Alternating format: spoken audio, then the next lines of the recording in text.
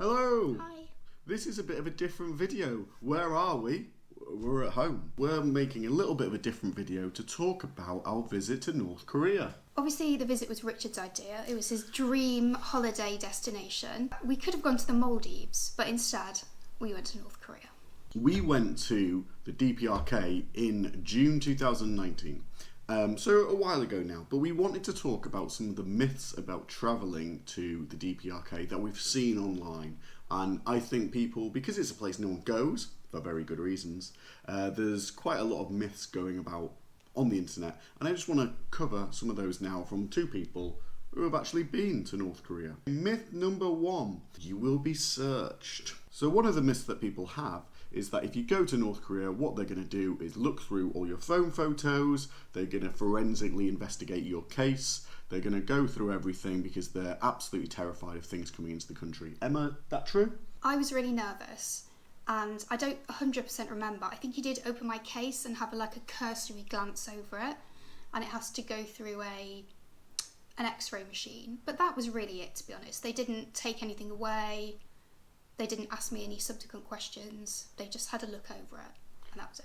Yeah, at no point were our phones searched or no one looked into our phone or anything like that on the way in or on the way out. So neither of those two things happened. So they didn't care about checking our phones afterwards or checking our cameras afterwards to make sure we hadn't taken pictures of things that we shouldn't have done. Myth number 2, everyone is acting.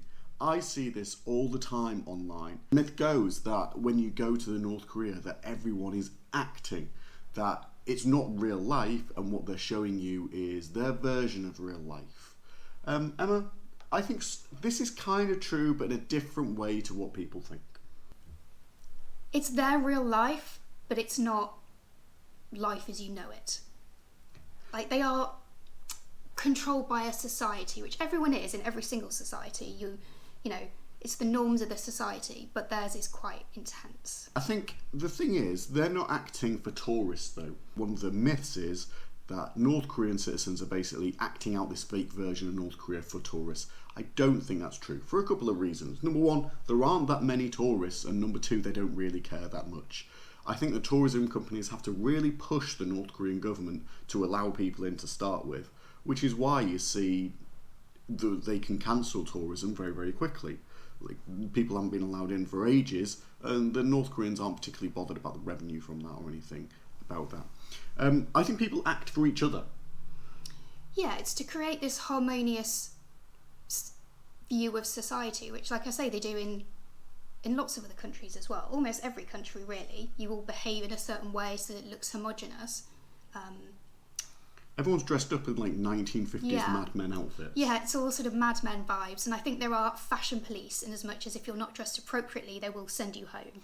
And I think that's what people are acting. They're acting almost for each other. They're trying to create the impression to each other that they live in a country that's not a failed country. Like a harmonious society where everyone dresses nice and has a job. And yeah, it is an act, and what you see isn't real, but I guess they're not acting for you. They're acting for each other. They're trying to keep up that impression, that fakeness to each other. Okay, myth number 3 that I've read online is that you'll be stopped from taking photos. No, so we'll put up some evidence of photos we have actually taken. The only thing you weren't allowed to take photos of were unfinished buildings and I think the military. But apart from that, you could take pictures of everything. They encouraged you. They took us to places specifically so that we could photograph it and then show the rest of the world what they were proud of. Yeah, we went to a library and they were very keen for us to photograph all the books they had in this library. The lies or the things they try and show you things even if they don't mean to. So the pictures of the books they gave us were not. And there were computers, but they were very old. We were taken to an area where all the scientists lived, like this big flashy new area that they'd done up. And they were really cool buildings. We got some nice photos of it, but we weren't allowed inside the buildings. And my guess is there wasn't actually anything inside them. Well, my guess is the inside wasn't very nice. Yeah, exactly. It was literally just a facade and inside wasn't finished. This is the thing that I don't think a lot of people understand. By looking at what they're trying to show you, it actually does reveal a lot about the actual places. So. Yeah, it's quite naive somehow. You can't see through it. The other myth we got is you will not be able to interact with any locals. Could we interact with locals? Well, we could. Firstly, we can't speak Korean, so that's the main reason we couldn't interact with them. They took us to a park one day, and Richard had a dance with some local old ladies, and there was music and picnics. Everyone was having a nice time. Unfortunately, I think we've only got like a 10-second clip of that, Yeah. that we took.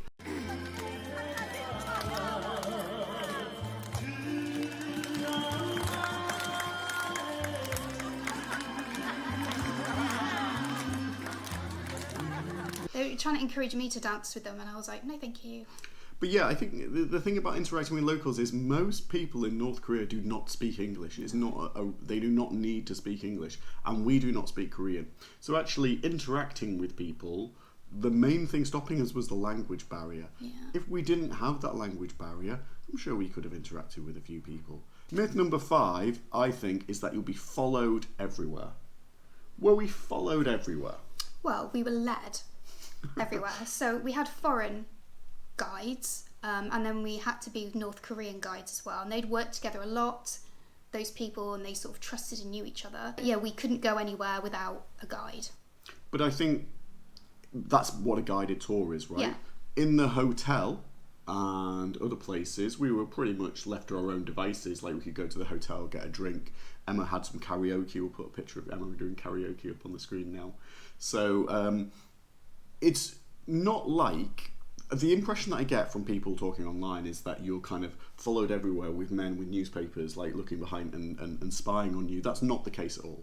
We had a tour guide, or a couple of tour guides, a couple of Korean tour guides and a Western tour guide. We weren't followed at all, really, and we didn't feel like we were under surveillance all the time. I guess that's the word I'm looking for. We didn't get a feeling of surveillance. Well, no, you were led. It was a guided tour, so that's what you expected, and that's what we got. I didn't feel like we were told off for doing anything, but you wouldn't wander off. Yeah. I don't know what would happen if you did. Probably you would be retrieved and told off. But also, we didn't get the feeling that when we went to all these different places, and again, we'll put some pictures up occasionally of all these different places we went to, while the guides were there, we didn't get the feeling there were other soldiers all around, kind of like waiting for us to make a move so they could pounce on us. No, I think they're used to people just behaving themselves as well. Number 6 is a weird one. I heard from a lot of people, you have to be really worried about taking currency out of the country. Now, here is some fresh North Korean currency. Interesting, oh, that's not so fresh, is it? Interestingly, look at this. What would you expect to be on North Korean currency that isn't? One of the Kims. Yeah, absolutely no Kims on North Korean currency. So North Korean currency does not have Kims on it. It is just printed like this. I suspect probably in another country. There's all sorts of, you're going to have to smuggle this out or put this in your socks or whatever. I just put this in my wallet. No one is checking that hard, or on our tour, people didn't check that hard for the currency. You were worried about it. I did hide mine, but it's not the amount of money that you take out. Obviously, it's just so that we can display it or, show people, our friends that were interested. It's not worth very much, so it's not that.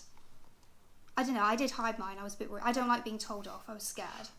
Last point, and this is the controversial one. This is the one that Emma's been a little bit worried about talking about, and that is the 7th, I would say, myth about North Korea, and that it's immoral to go to North Korea. Emma, what do you think? You've been to North Korea. Do you feel morally devious? I didn't really think about it before we went. It was just a weird place that Richard wanted to go, so we went. And it wasn't really until someone said, I wouldn't have gone there because, you're supporting a horrible regime. And I was like, oh my God, is that what I did? And I did feel like a bit uncomfortable about it, but I can't take it back. I've been now. Would I go to another one? Yeah, I don't know. You're going to have to soon. Well, spoiler alert for a future video. It's up to your moral compass, I suppose, but it's quite nice to have been one of the very few people to have been there. So I'm going to have a little rant here. I think we paid a couple of thousand to go on this tour, so not a huge amount of money to the North Korean government, and again, the tour guide's paying that, the people taking a cut of everything every way, so actually probably not a huge amount of money actually went to the North Korean government from tourism, and you can see how little it means to them by the fact that they can suspend it so easily. It's not a huge income driver for the North Korean government. I don't think they're that bothered about it. As the facts shown that they're so willing to close it off to Western tourists completely. I actually think travelling anywhere is a positive.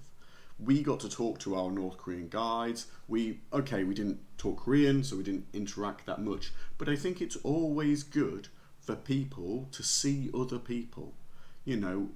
And this is why I'm making this video in a way, because it's very easy to think something about a place when you've never been there. So I would say my views on North Korea and North Korean people changed quite a lot after I went to North Korea. You know, a people is not a government.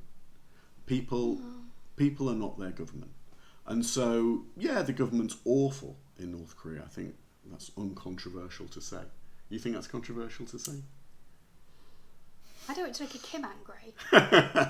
But the government's awful in Korea. But the people are not. People are living under that system. And I genuinely think that the more people talk and communicate, the better it is for everyone. You know, they got to see Western people who were, I hate to use this word for me and Emma, but reasonably normal. And, you know, not evil, certainly not out to destroy their way of life, just interested in them. And they were a little bit, although not too much, interested in us. And there's that idea that constantly I think we can share things with other people and realise that even across huge divides that you might think, people are not that different. It kind of opens your eyes about a place and you see people differently. So I think actually I'm really struggle with the idea that it's immoral to travel anywhere. Really, when you're talking to people, interacting with people, and I think travel broadens your horizons, and I think interacting with people helps everyone come to a better understanding. Everyone who was on the tour with us as well, most people were very well travelled and lived all over the world, and it was a really interesting group of people. And I do think it probably really was interesting for the guides to meet all of these people. Like you said though, they did have very little interest in our lives, to be honest. They're very focused on their world and showing you their world, and they weren't very interested in ours. Yeah. They didn't ask many questions. Okay, that's the end of our North Korea little video, or our video about 7 myths about North Korea. If you have a question about visiting North Korea, please put the question in the comments. We might maybe one day make another North Korean video talking about all the things we did in North Korea. Are you interested in a video with our North Korean souvenirs that we've got and talking through some of these things? If you are, leave a comment. If you enjoyed this video, check out some of our other travel videos. They're not quite as, we don't go to quite as exciting places. Well, we didn't have a video. We didn't have a GoPro when we went to North Korea. Yeah, check out Simon Wilson's video, which we're in Yeah, about we'll North link Korea. to that. Because we were on sort of the same tour as him, but his was longer. If you have any questions about North Korea, then please leave a comment. Maybe we'll make a follow-up video. If there's any demand, there probably won't be. And we will see you next time. Thank you very much. Bye-bye.